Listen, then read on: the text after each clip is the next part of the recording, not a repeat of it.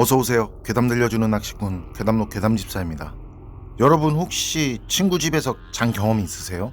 어릴 때는 왜 친구 집에서 자고 그럼 좋잖아요. 재미도 있고 친구 어머님의 해장국도 끓여주시고.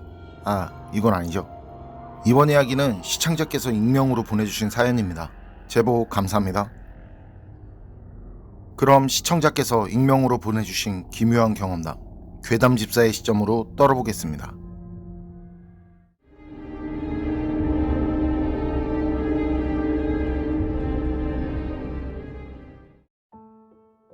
전 중학생 때부터 친하게 지낸 친구가 있는데요. 그 친구가 집이 어렵지만 늘 웃음을 잃지 않고 항상 모든 일에 긍정적인 친구예요.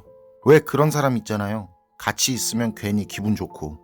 그 친구는 어려서 어머니 없이 아버지랑 둘이 살고 있었고요. 아버지는 알코올 중독자셨어요. 그래서 중학교까지만 학교를 다니고 그 뒤론 그 친구가 일해서 생활을 책임져야 했었는데, 그래서 고등학교는 자퇴한 뒤 검정고시로 나왔고요. 그 힘든 환경에서 일하고 공부하고 말이죠. 그러다가 아버지가 돌아가시고 그러면서 어찌어찌 해서 헤어졌던 어머니랑 다시 살게 되고, 참 지금 생각해도 삶이 피곤한 친구였는데 어떻게 그렇게 티 한 번 내지 않고 늘 웃을 수 있었는지 삐뚤어진 모습은 조금도 보이지 않았고요. 제가 군에 입대했을 때 그 친구는 공익요원이라고 하죠. 공익요원으로 있었는데 그 상황에서 저한테 편지까지 쓰는 그런 친구였어요. 그래서 전 휴가 나오면 다른 사람은 안 봐도 그 친구는 꼭 만나고 갔었고요. 그 친구도 저랑 만나는 날이면 다른 일들 다 제껴뒀었고요. 우린 취향도 서로 비슷해서 트러블 한 번 없었는데, 지금 생각해도 안만 친구라지만 그 친구처럼 그렇게 죽이 잘 맞는 사람은 한 명도 없었네요. 그리고 저녁을 하는 날 전 일이 있어서 저녁하자마자 타지에서 한 달 정도, 집에 잠시 들른 뒤에 타지에서 한 달 정도 생활을 했었고요. 일 마치고 집에 간 뒤 그 친구를 만나서 거하게 한잔 했었는데, 그날 제가 태어나고 살아오면서 제일 많이 마셨던 것 같아요. 그렇게 과음을 하고 몸을 못 가눌 정도가 됐는데, 친구는 그런 저를 데리고 자기 집으로 데리고 갔고요. 친구가 사는 곳이 임대 아파트라고 하죠. 임대 주공 아파트고 방 2개 있는데 방과 방 사이에 화장실이랑 주방이 있는 그런 구조였거든요. 복도식이고요. 그때 그렇게 취했는데도 어렴풋하게 나는 기억이, 집엔 불이 다 꺼져 있었고 문 열고 들어가면서 바로 앞에 보이는 방, 그 방이 베란다가 있는 방인데 거기 작은 테이블에 친구 어머님께서 앉아 계시더라고요. 전 그때까지 친구 어머님을 직접 뵌 적은 없었거든요. 어머님이랑 같이 살게 됐다는 말만 들었죠. 그래서 혼자서 속으로 어머님이시구나 했던 거고요. 전 그렇게 들어가는 중에 인사를 드리려는데 입이 안 떨어지는 거예요. 그래서 가볍게 목례로 인사를 드리는데 친구가 절 복도 쪽에 붙은 자기 방으로 데리고 가더라고요. 그리고 자라고 입을 깔아주고. 그렇게 잠이 들었다가 아침 거진 다 된 새벽에 일어났는데, 갈증이 너무 나서 말이죠. 그래서 일어났는데 친구가 보이지 않더라고요.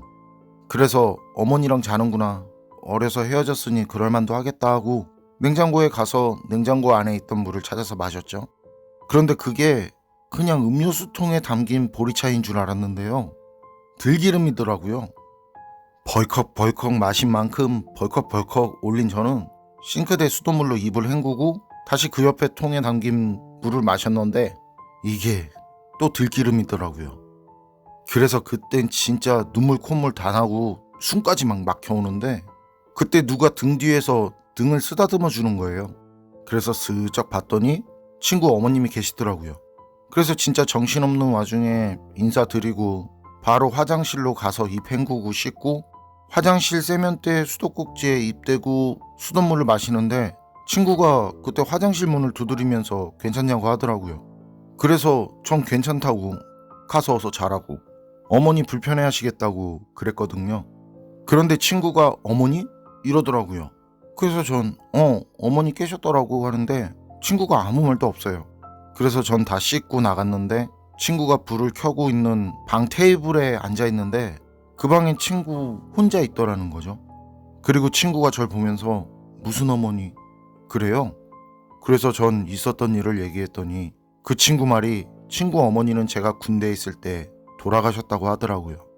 그런데 어차피 저한테 얘기한다고 전 나오지도 못하고 그리고 어머님도 식구가 없으신 분이시라 그냥 조용하게 장례를 치렀었다는 말을 했었고요. 그런데 제가 어머니 얘기를 하니 울먹이면서 얘기하는데 그 친구도 집에 혼자 있으면서 이상하게 누군가 같이 있는 것 같은, 그게 보이거나 들리는 게 아니라 어떤 기운으로 느껴지는 그런 기분인데, 그 친구가 겁이 많은 친구인데 절대 오싹하거나 나쁜 느낌이 아닌, 그 말을 하면서 우린 서로 정말 많이도 울었습니다. 그리고 다음날 전 친구 집에서 나오면서 그 친구 집을 봤는데, 그땐 해가 중천에 뜬 한낮이었는데요. 그 친구 집 베란다에 사람처럼 보이는 그런 형상이 서서 저를 쳐다보는 것 같더라고요. 그냥 기분 때문이겠거니 했었는데, 그런데 그 일이 있고 한 달 조금 안 돼서 그 친구 오토바이로 일을 했었는데, 일 마치고 집에 오는 길에 지금도 생각나고 보고 싶은 정말 좋은 친구였는데, 그 친구 생각하면 사실 지금도 눈물이 흐릅니다. 어떻게 그렇게 고생만 하다 떠났는지. 그래도 좋은 곳에 갔을 거라고 전 믿어요. 남한테 싫은 소리 한 번 안 하고 적이 없던 친구였으니까요.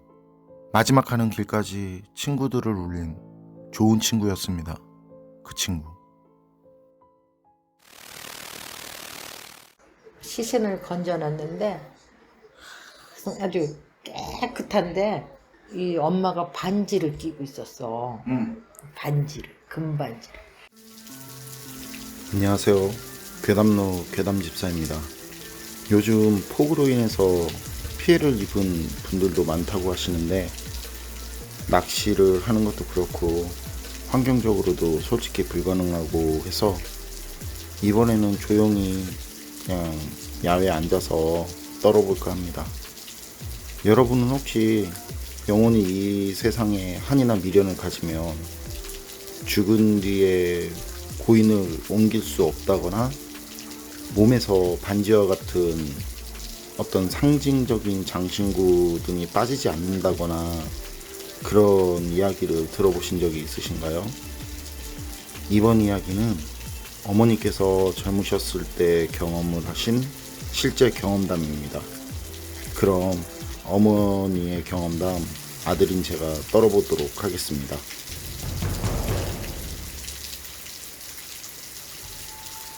이 이야기는 어머니께서 10대 중후반 시절 1970년대의 이야기입니다. 어머니께서는 그 시절 늘 함께 어울려 다니시는 친구들이 몇 분 계셨었는데, 그중 한 분의 아버님께서 다른 여자분과 외도를 하셔서 안타깝게도 어머님이 소양 1교에서 뛰어내리셔서 극단적인 선택을 하셨다고 해요. 저는 정말 이 이야기를 하면서도 그런 게, 서로 사랑하면서 만났으면 계속 사랑을 할 수 있도록 노력을 해야지, 제 주변만 봐도 농담식으로 뭐 사랑은 변하는 거니, 어떻게 밥만 먹고 사니, 커피가 식듯이 사랑도 식는 거니, 이런 말들을 하는 지인분들도 있었는데, 저는 솔직히 개인적으로 이건 아니라고 생각합니다. 그런 건 개인의 자유, 뭐 개인의 자유라고 말씀하시는 분들도 계시더라고요. 그런데 부모로서의 의무, 그 남편 아내로서의 의무도 생각했으면 좋겠습니다. 다른 사람 가슴에 못질하면요, 못질한 사람은 정으로 맞습니다. 기억하세요. 제 생각은 그렇습니다. 외도, 이건 정당화할 수 없다고 생각합니다. 외도는 어디까지나 외도입니다.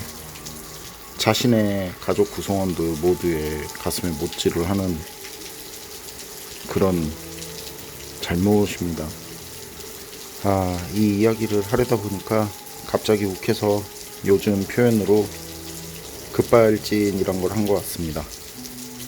그럼 다시 이야기를 하자면, 어머니께서는 친하게 지내는 친구 몇 분이 계셨었는데, 그중 한 분의 아버님께서 외도를 하셔서 친구분 어머님께서는 정말 안타깝게도 소양 1교에서 뛰어내리셔서 극단적인 선택을 하셨다고 하세요.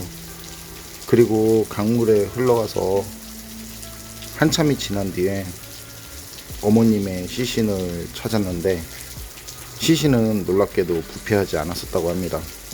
아시는 분은 아시겠지만 익사를 한 경우엔 물에 붓는 건 당연하고요. 그 부패도 더 빨리 일어나는데 어머니 친구분 어머님의 경우에는 사체가 붙지도 않았고 부패하지도 않았으며 시신을 건져놨는데 아주 깨끗한데 심지어 살아있는 사람처럼 창백하지도 않으셨었고 시신도 깨끗하셨다고 합니다. 그 와중에 도둑놈이 그 시신에서 반지를 빼려고 확 뺐는데 이게 죽어도 안 빠져. 시신의 수습은 당연히 경찰 입회하에 진행이 되었고 그때 어떤 미친 도둑이 어머님의 시신을 수습을 하는 척하면서 고인이 되신 분의 손가락에서 금반지를 빼려고 하다가 경찰에게 걸려서 잡혔다고 하는데요. 그 잡힌 도둑도 그 다음 모습을 보고 놀라 자빠졌었다고 합니다. 이 정신나간 도둑은 어떻게든 반지를 빼려고 했었고 그런 모습을 경찰에게 걸리게 된 것인데요. 주변에서 이 모습을 보던 분들이 이 세상에 한이 얼마나 많으면 반지가 빠지지 않을 거라며 이런저런 얘기들을 하셨었다는데 이 말을 들은 어머니 친구분이신 따님께서 이 딸이 이제 엄마 쓰다주면서 그 반지를 딸이 뺐어. 그러면서 이제 그 자리에서 엄마 하면서 딸을 뺐는데 딸이 빼니까 쑥 빠졌어.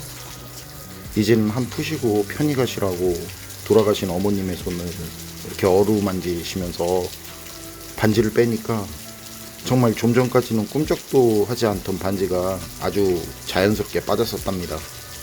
그리고 따님께서는 다시 어머님께 반지를 끼워드리면서 이건 어머님 거니까 어머니께서 다시 가지고 가세요 하고 명복을 빌어 드렸었다고 해요.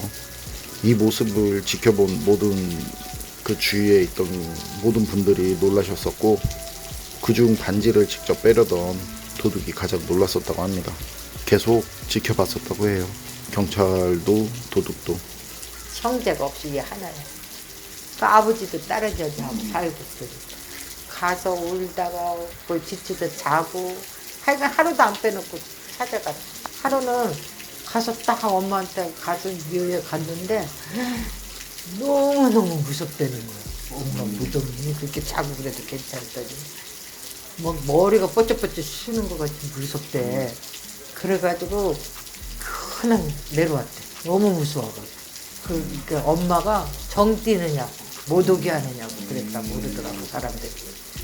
너무 가서 엄마한테 뭐 하니까 그 당시에 뭐 한 17, 막 이럴 때니 그거 이제 제사 때나 가고 이제 정떼기 하신 거구나. 응. 그리고 어머님의 친구분은 외동딸이셨다는데 외도를 한 아버님은 끝까지 나타나지 않으셨고 따님 홀로 어머님을 보내드린 뒤 하루도 빠지지 않고 돌아가신 어머님의 산소에 매일같이 가서 울다가 지쳐서 잠이 들었다가 어떤 날은 또 밤새 울다 다음날 아침에 내려오시기도 하셨었다고 해요. 그런데 어느 날 따님은 이상한 느낌을 받으셨다는데 온몸에 소름이 돋고 이상한 소리까지 들리고 하셨었다고 해요. 그 뒤로는 가기가 겁이 나신다면서 다시는 주무시고 오시지는 않으셨다고 하더라고요. 어머니 말씀이 어머님 산소를 매일 찾아가서 울고 울다 지쳐서 잠들고 그런 생활을 계속 하시니까 돌아가신 어머님께서 딸과 정을 떼시려고 그러신 것 같다는 말씀을 하시더라고요. 돌아가신 뒤 물속에서 시간이 한참 지났음에도 생전 모습 그대로 멀쩡하셨었고 그 전까지는 꿈쩍도 안 하던 반지가 따님이 달래드리니까 빠진 반지, 매일 찾아오는 자식과 정을 떼기 위한 모정, 모두 실제로 있었던 일들이고 반지 관련된 일은 목격자도 많았던 일입니다. 안녕하세요. 괴담 들려주는 낚시꾼 괴담록 괴담집사입니다. 여러분, 예지몽이라고 들어보셨죠? 이게 들어보면 참 신기하잖아요. 이번 사연은 그 신기한 예지몽 이야기인데요. 사연 제보는 이전에 미국에서 기묘한 경험을 한 피터님께서 보내주셨습니다. 피터님, 사연 제보 감사합니다. 그럼 피터님의 사연을 그대로 보내주신 내용 그대로 떨어보도록 하겠습니다.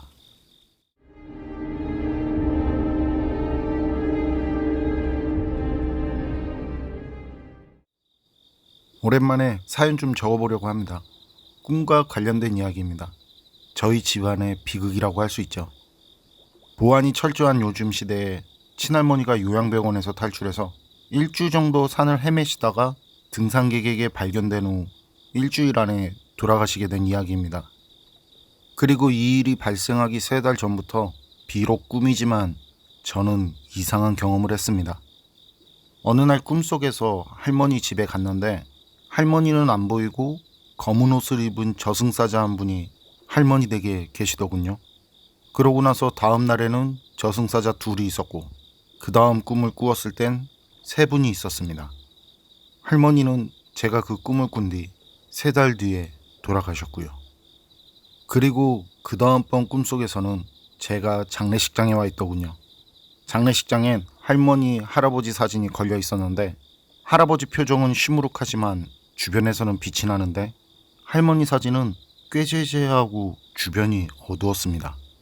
그리고 할아버지 사진에는 검은 글씨로 연도, 날짜, 월일이 적힌 반면에 할머니의 사진에는 붉은 글씨로 연도, 날짜, 월일이 적혀 있었습니다. 그리고 그 뒤 호수 같은 곳, 갈대밭이 무성한 곳에서 낚시를 하는데 갑자기 주위가 어두워지고 안개가 짙게 깔리더군요. 저는 배가 고파서 근처에 있는 초가집에 갔었는데요. 그곳은 지금은 폐허가 됐지만 생수집이라고 금정산성 중턱에 위치한 제가 예전에 알고 있던 초가집이었습니다. 아궁이가 2개 있고 재래식 화장실에 앞마당엔 족구장도 있고 오른쪽과 왼쪽 양쪽으로 산을 끼고 있는 초가집입니다. 제가 찾아간 그곳엔 맛있는 음식들이 잔뜩 차려져 있었습니다. 그래서 한 숟가락 떠먹으려는데 그때 갑자기 노승 한 분이 목탁을 두드리면서 오더니 제 밥상을 없다시피 하고 저를 강제로 끌고 나와서는 이곳에 지금 있으면 안 된다며 저를 쫓아내는 거였습니다. 그 뒤로도 꿈속에서 모르는 할머니가 나와서 음식을 줬었는데 그때마다 노승은 제 꿈속에서 음식을 먹으려고 할 때마다 쌀이 빗자루 같은 걸로 저를 쫓아내며 화를 내셨습니다. 네가 먹을 게 아니라면서요. 그 뒤의 일은 더 소름입니다.